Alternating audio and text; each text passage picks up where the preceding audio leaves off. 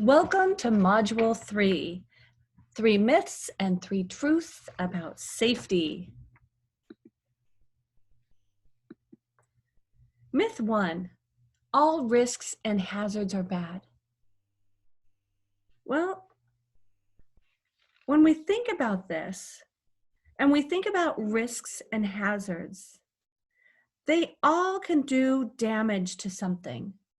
So sometimes people think, well, they do damage, they're bad, they hurt. But the truth is, if you think about it, there's a lot of things that we do every day that are risky and hazardous, and we like them. Like jumping out of a perfectly good airplane. Some people like that. But we can mitigate our risks by packing a parachute.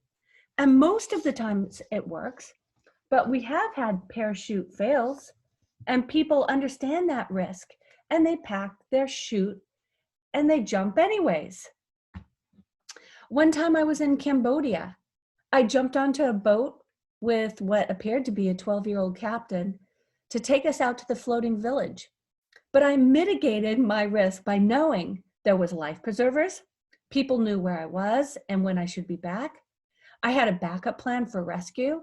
I had evacuation insurance, and I knew I could swim to the shore. I went and I had the most amazing time ever. Was it risky? Yep. Did I have the best time ever? Yes. So the truth is, we grow from the things that we do that may be risky. Another hazard most of us have every single day, coffee. Yes, you know.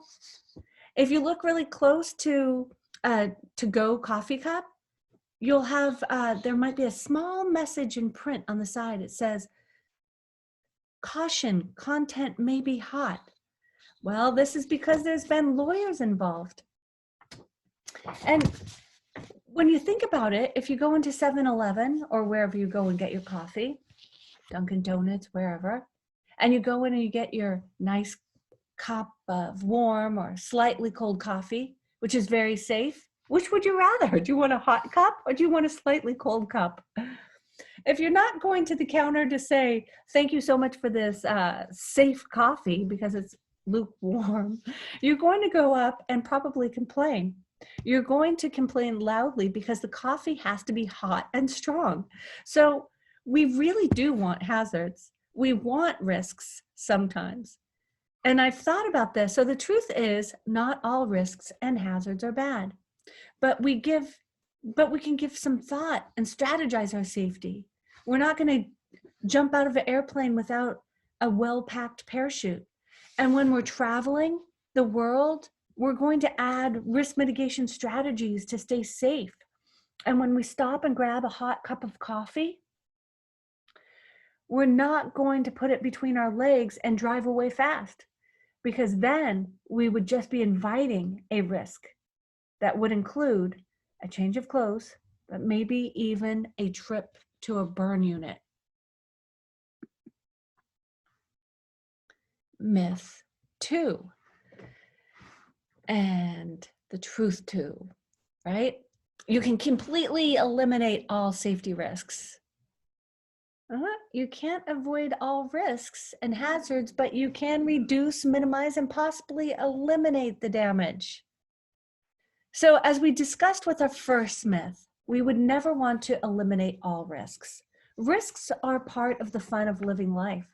The truth is, we need to just identify, understand, and determine if there's a threat of the risk, and then use risk mitigation strategies to make it as safe as possible. However, there are some risks I will eliminate. I will not drink and drive. I will not take a ride with somebody I don't trust. I won't run red lights. Now I've eliminated these risks in my life. But the problem is, others might not have eliminated these risks from their life. So we need to talk about this with our friends and our family about these risks so they too can choose to mitigate their risks. And we also need to be on the lookout for others that are having these risks happen. Some people will run red lights and take rides from some people they don't trust and drive drunk. Drunk drivers kill thousands of people each year. And according to the National Highway Traffic Safety Administration, in 2019, every day, almost 30 people in the United States died in a drunk driving crash.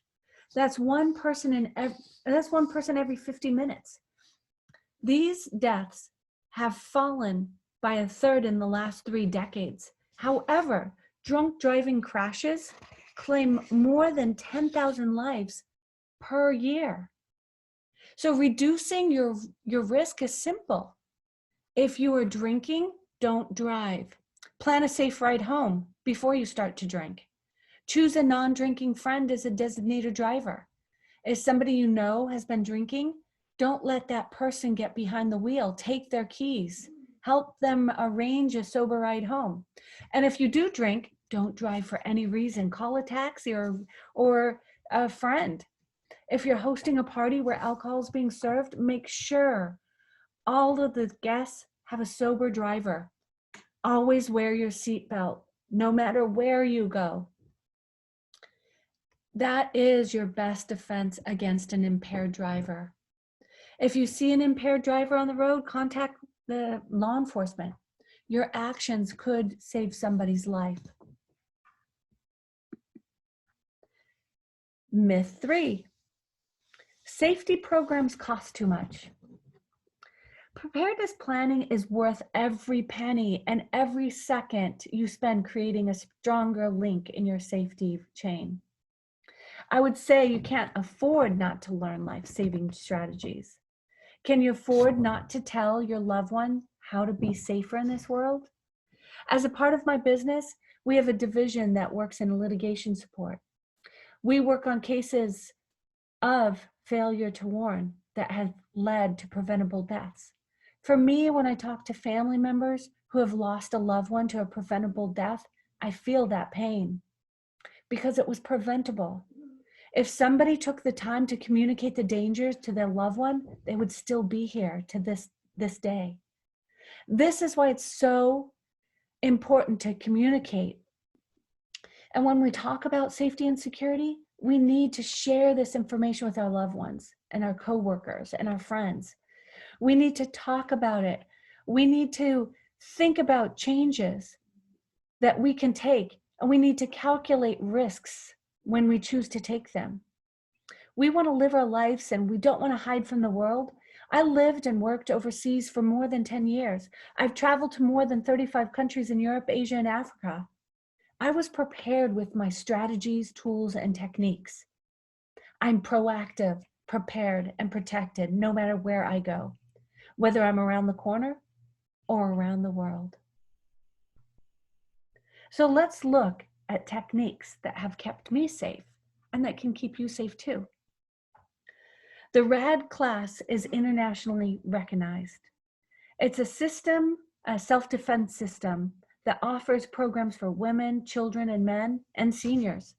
And these offerings provide a truly holistic approach to self-defense and education, supporting the necessary continuing learning in order to provide realistic options for personal safety. And the program includes educational components comprised of lectures, discussions, and physical strategies. The RAD class is the only existing program with a free lifetime return and practice policy honored worldwide, and anybody can keep coming back to practice your skills. So in closing, I hope you will start to strategize your safety. I hope you will also talk with your loved ones about mitigating their risks and how they can start strategizing their safety as well. Being proactive with your safety, and remember, it is up to you to mitigate your risks. So remember, the following will help: a successful mindset, being intentional with your safety, identifying risk mitigation strategies that you can use, and situational awareness.